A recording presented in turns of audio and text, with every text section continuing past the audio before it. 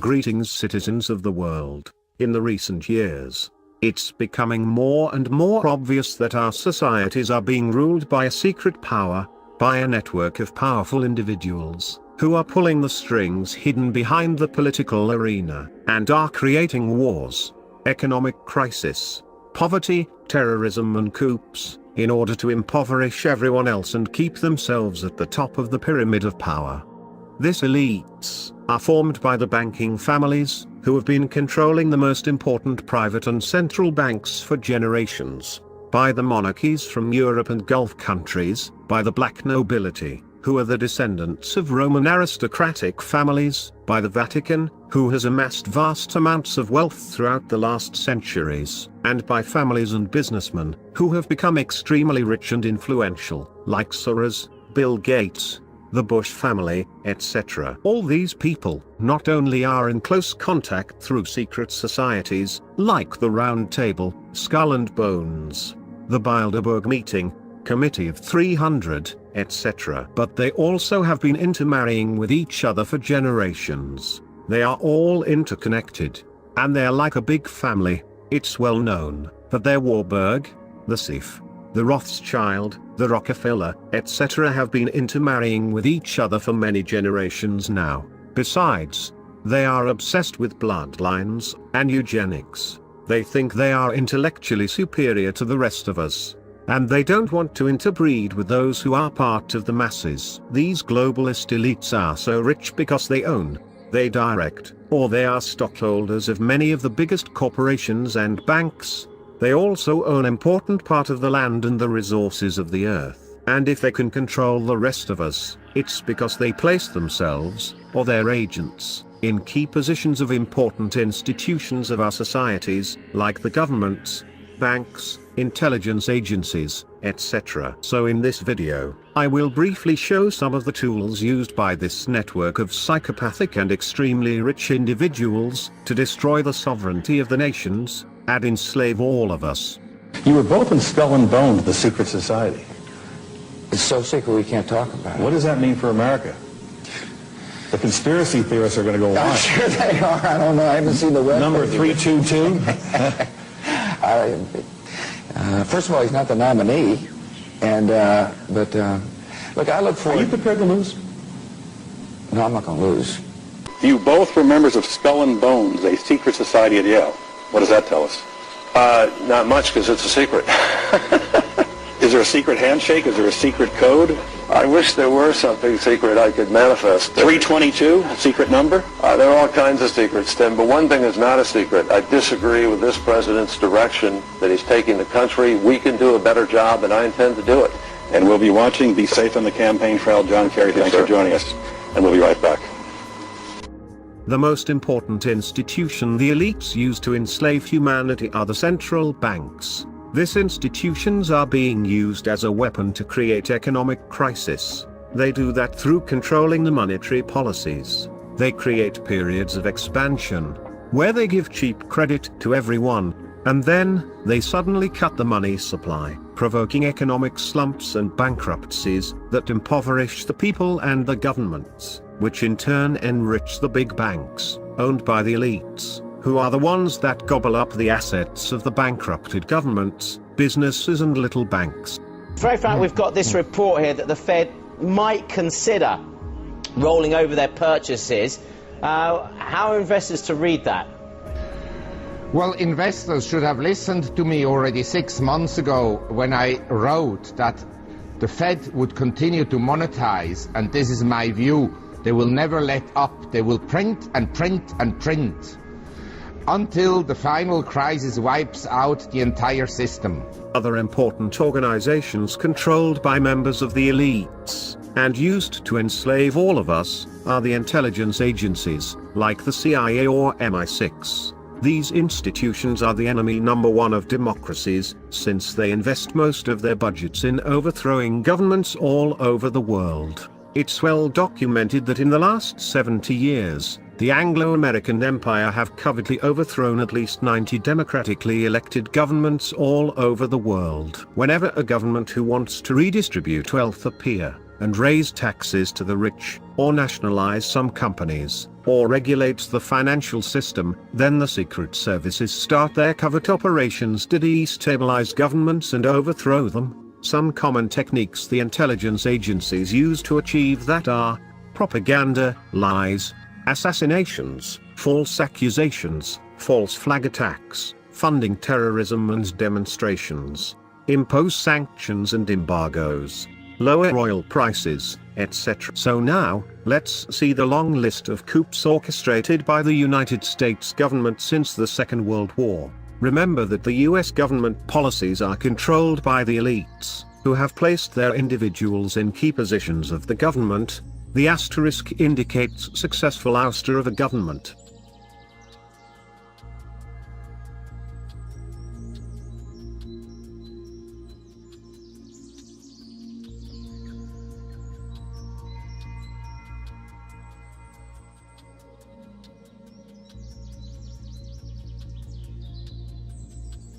Other institutions the elites use to overthrow governments are the non-governmental organizations, like the National Endowment Democracy, the United States Agency for International Development, or the Open Society funded by George Soros. These institutions are being used to fund political parties all over the world, which promote the interests of the New World Order elites.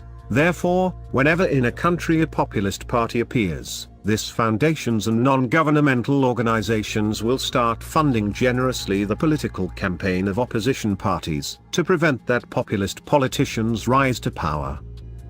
It's no longer a secret that some of the U.S. government's aid programs have a dual purpose. The U.S. Agency for International Development, USAID, known for overseeing billions of dollars in U.S. humanitarian aid, was dispatching Venezuelan, Costa Rican, and Peruvian young people to Cuba, hoping to provoke a revolution there.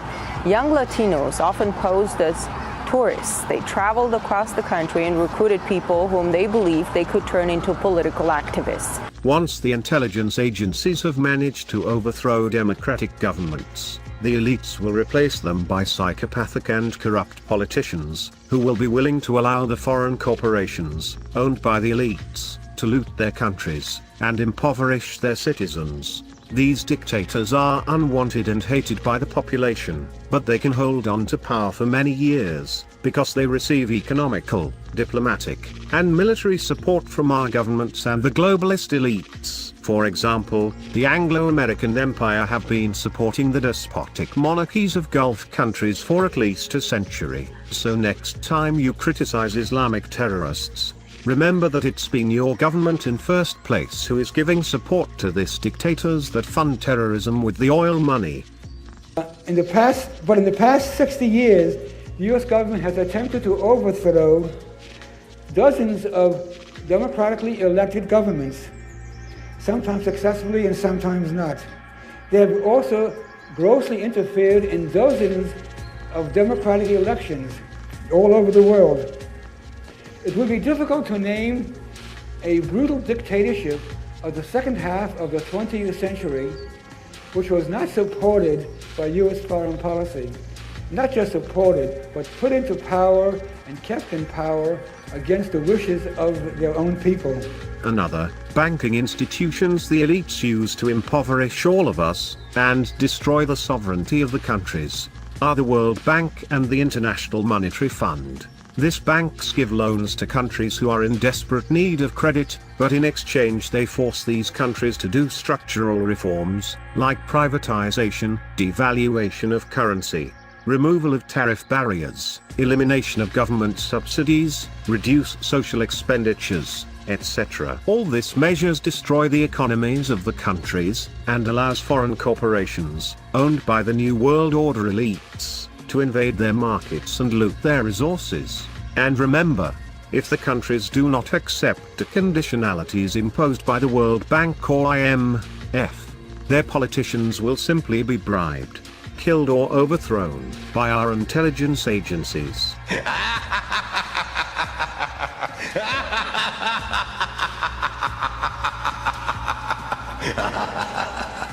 Another method the elites use to destroy democracies is through forcing or persuading countries to sign free trade deals that will end up with the sovereignty of these nations with the stroke of a pen, since these trade deals come with a clause that allow corporations and foreign investors to sue governments if they approve laws or regulations that affect the corporation earnings. So now my question is, where is the democracy if corporations can sue a government for passing regulations that protect human rights and the environment? And remember, if a country don't want to join this free trade deals, our intelligence agencies will surely bribe or overthrow its governments. Finally, if this elites cannot overthrow a government through the conventional techniques of sanctions, embargoes, propaganda, etc., they will start a war. About 10 days after 9/11, I went through the Pentagon and I saw Secretary Rumsfeld and Deputy Secretary Wolfowitz. I went downstairs just to say hello to some of the people on the joint staff who used to work for me, and one of the generals called me and he said, "Sir, you got to come in and talk to me a second." I said, "Well, you're too busy." He said, No.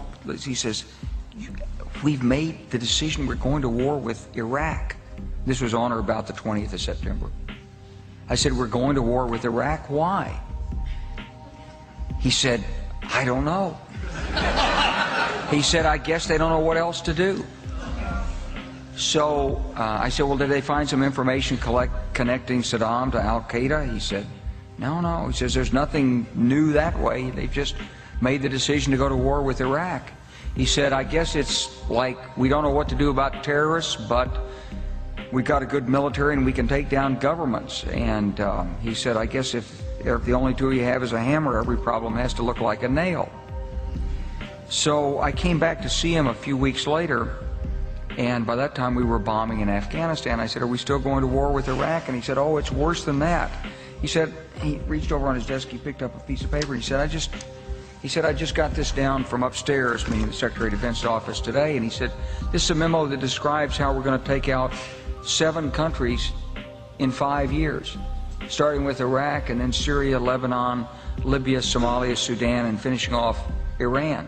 Once the elites have taken the decision behind closed doors to create a war, they will mainly use 3 methods to spark a conflict and confront the nations with each other.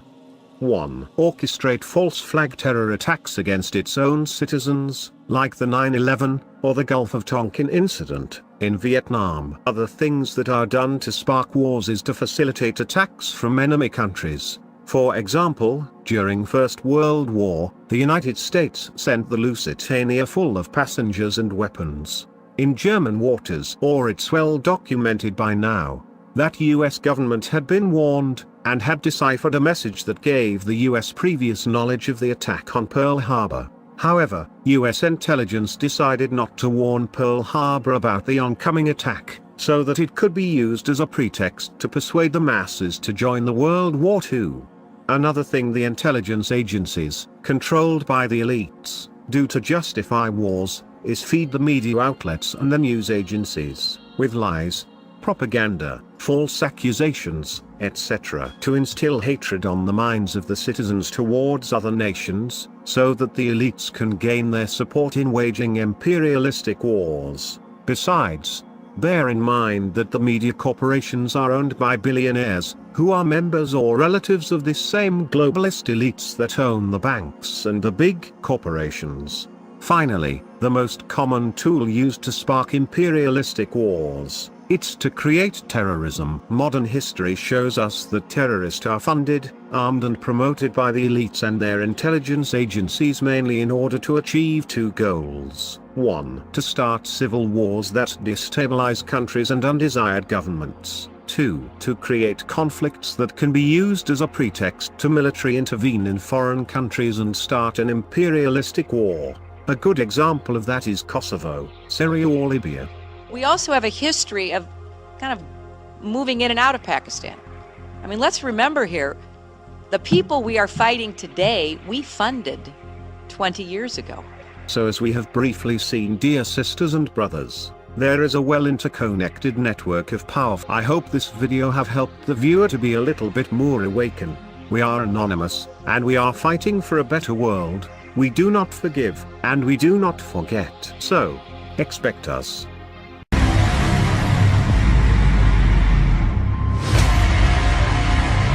Greetings, world.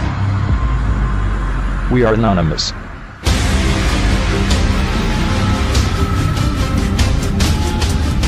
You possess the power to impact the global narrative and to be part of the history. Please share this report, and to be the first to see more videos like this, click the subscribe link below. Thank you for watching History Repeats Itself.